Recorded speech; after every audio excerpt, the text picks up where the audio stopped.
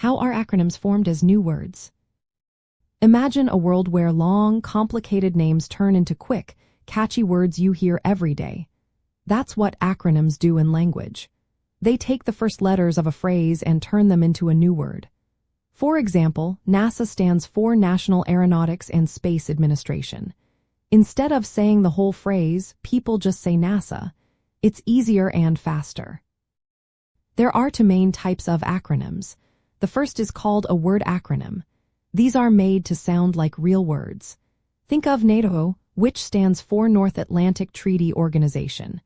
When you say NATO, it sounds like a normal word. These acronyms are created by taking the first letter of each word and blending them into a pronounceable word. The second type is called spelling acronyms or initialisms.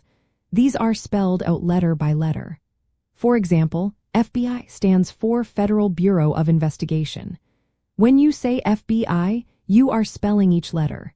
These don't sound like words but are still acronyms because they come from longer phrases. Acronyms are a special part of how new words, called neologisms, enter the language. They help make long or complex terms easier to use. Over time, many acronyms become so common that people forget what they originally stood for.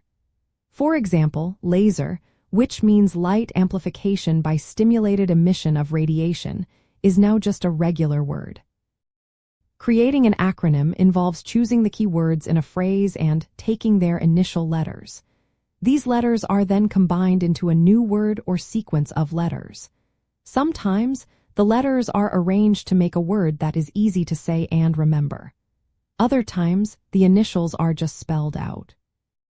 Acronyms are useful in many areas like science, technology, and organizations. They save time and space, especially when talking about long names. For example, in technology, CPU stands for Central Processing Unit. Instead of saying the full phrase each time, people just say CPU.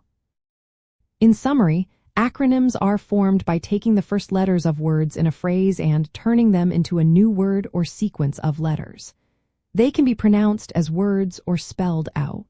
This process helps language evolve by making complex ideas simple and quick to say.